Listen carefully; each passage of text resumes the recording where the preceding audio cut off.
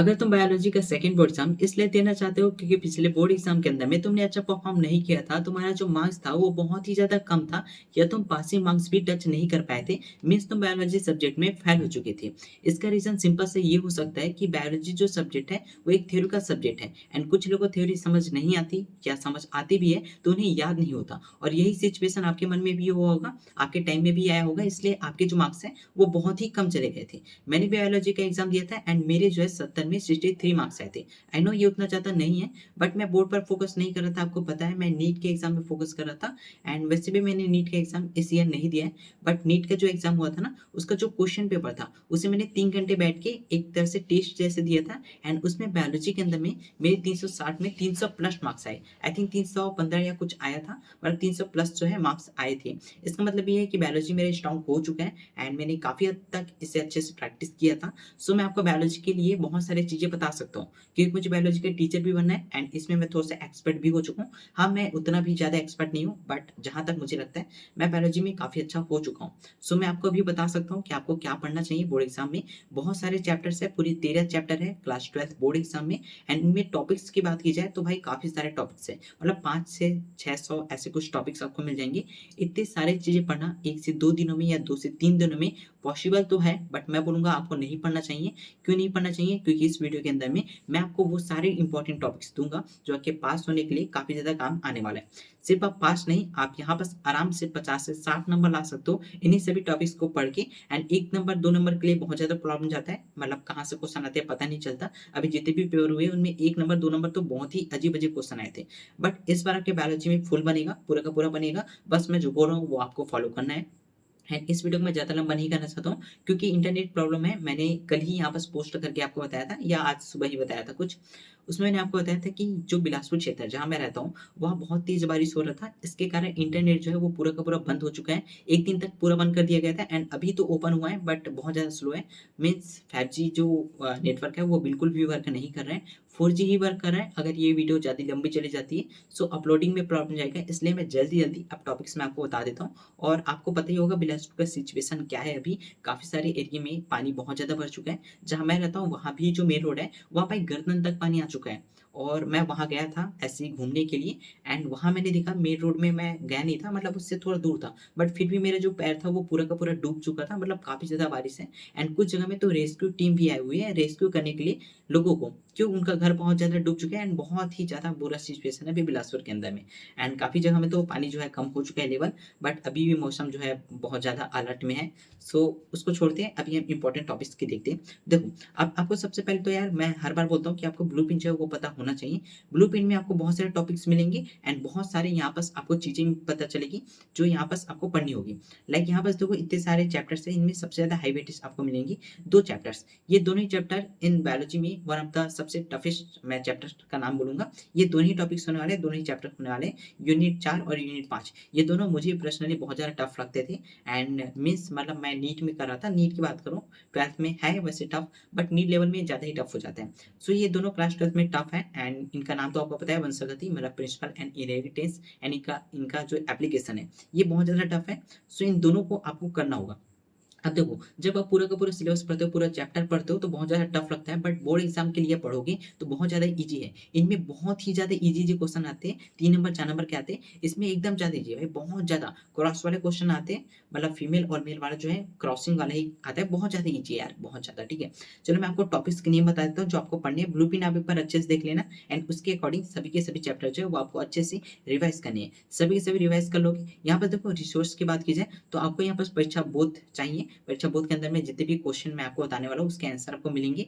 वहाँ से आपको सभी आंसर जो है पढ़ लेना है, रीड कर लेना है। पीवाईक्यू आपको सॉल्व कर लेना है, कम से कम 3 साल के पीवाईक्यू आपको पढ़नी ही पढ़नी है। मॉडल पेपर जो प्रबोध नवोद का था वो पढ़ लेना, क्योंकि इसमें पासिंग जो है वो आ सकता है।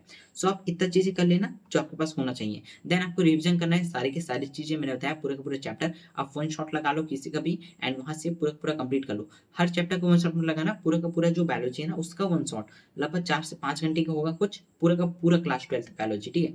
वो देख लेना, यूट्यूब में आपको मिल जाएगा किसी का भी।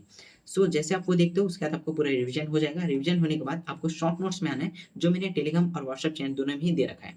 वो जो शॉर्ट नोट्स है वो सबसे बेस्ट मेरे को लगता है रिसोर्स में। मेरा जितना भी स्टडी मटेरियल है सबसे बेस्ट जो मुझे लगा है जिसे मैंने बनाया है वो है शॉर्ट नोट्स। भाई शॉर्ट नोट्स अगर आप पढ़ लेते हो तो 1 नंबर और 2 नंबर का झंझट पूरी तरह से खत्म हो जाएगा। मतलब 1 नंबर और 2 नंबर आपके 100% हो जाएँगे, आपके हो जाएँगे। बस शॉर्ट नोट्स आपके अच्छे से रिवाइज़ होने चाहिए। 1 से 2 पेज का ही शॉर्ट नोट्स होने वाला है। जितने भी टॉपिक्स मैंने दिए हैं सभी के सभी अच्छे से पढ़ लेना, सभी के सभी अच्छे से याद कर लेना और 1 नंबर 2 नंबर का बिल्कुल भी झंझट मत लेना। मतलब सभी अच्छे से बन जाएगा। बाकी 3 नंबर, 4 नंबर, 5 नंबर के लिए चलो इंपॉर्टेंट टॉपिक्स बता देता हूँ, जो आपको अच्छे से पढ़ना है एंड 1-2 सिंपल पेपर लगा लेना है प्रैक्टिस के लिए। अब चलो जल्दी से मैं आपको बता देता हूँ। वैसे ये जो इंपॉर्टेंट टॉपिक्स है वो मैंने बोर्ड एग्ज़ाम के टाइम में दिया था एंड इनमें से बहुत सारे क्वेश्चन जो है आए थे। वही है बस इसमें जो आए थे उसे स्किप कर लेना। लाइक यहाँ पर देखो चैप्टर 1 में 5 नंबर का आता है। इसमें ये दोनों टॉपिक को छोड़ के आपको पढ़ना है द्विनिश्चेषण, बहुत ज़्यादा इंपॉर्टेंट है, आ सकता है और विचार की संरचना। ये आपको अच्छे से पढ़नी ही पढ़नी है। सेकंड जो चैप्टर है उसमें 2 नंबर 3 नंबर के आंसर क्वेश्चन आते हैं, जिसमें आवर्त चक्र पीरियड जो है वो पढ़ना, रजु दर्शन और रजु निवृत्ति जो है दोनों टॉपिक इसके अंदर के ही होते हैं, वो आपको पढ़ना है। अपरा क्या है ये आपको पढ़ना है। स्त्री जनन तंत्र के डायग्राम आपको पूछे जा सकते हैं। शुक्राणु जनन और अंड जनन ये बहुत ज़्यादा इंपॉर्टेंट टॉपिक है 3 नंबर के लिए एंड यहाँ पर शुक्राणु का चित्र जो है वो भी काफ़ी ज़्यादा इंपॉर्टेंट है। सो ये सभी टॉपिक्स जितने मैं बता रहा हूँ सभी के सभी आपको पढ़ने हैं बहुत ही अच्छे तरीके से। परीक्षा बोर्ड में इसका पूरा आंसर आपको मिल जाएगा। देन है चैप्टर 3 जिसमें 3 नंबर के क्वेश्चन आपको मिलेंगे। इसमें आपको यहाँ पर जो है उल व वेधन जो है वो बहुत ज़्यादा इंपॉर्टेंट है। ये कर लेना। जनसंख्या विस्फोट क्या है ये पढ़ लेना। पीस एक गोली होती है जो आपको पता ही होगी, वो आपको पढ़ना है। ऐसा गर्भनिरोधक विधियाँ जो हैं प्राकृतिक होती है, कृत्रिम होती है और इसमें और भी आते हैं रोधक वगैरह, वो चीज़ें बहुत ज़्यादा इंपॉर्टेंट हो जाती है। और यहाँ बस ये है क्या गर्भनिरोधक का उपयोग नियोजित है, ये आपको बताना है। मतलब ऐसे क्वेश्चन है, क्वेश्चन के साथ-साथ टॉपिक भी यहाँ पास 8 है सारी चीज़ें, तो ये आपको करनी ही करनी है। फिर है चौथा चैप्टर जिसमें 2 नंबर और 3 नंबर के आंसर क्वेश्चन आपको मिलते हैं, जिसमें आपको पढ़ना है जीन विनिमय की विशेषता क्या है, मेंडल द्वारा जो प्रयोग मतलब कि पौधे जो थे मटर के पौधे में उन्होंने प्रयोग किया था, उनके बारे में पूछा जा सकता है या मेंडल के जो नियम हैं, वो पूछे जा सकते हैं।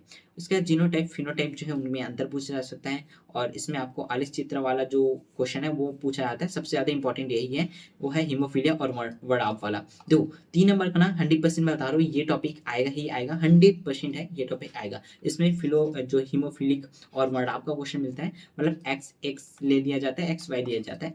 दोनों में अगर यहाँ पास विवाह किया जाता है तो कौन से पुत्र बनेंगे, पुत्री बनेंगे, कितने पुत्र बनेंगे, कितने पुत्री बनेंगी, ऐसा क्वेश्चन आता है जिसमें आपने देखा होगा कुछ इस तरह सिंबल होता है। 100% बनेंगे, बहुत ज़्यादा ईज़ी होता है, 1-2 क्वेश्चन बना लेना बहुत ज़्यादा ईज़ी है। 100% नहीं आएगा 3 नंबर में। इसके बाद है जो है बैंक क्रॉस हो गया, टेस्ट क्रॉस हो गया, ये पूछा जा सकता है। जीन विनिमय भी क्वेश्चन बहुत ज़्यादा इंपॉर्टेंट है। 5वें चैप्टर की बात की जाए जिसमें 2 नंबर और 4 नंबर के यहाँ पास क्वेश्चन आंसर मिलेंगे।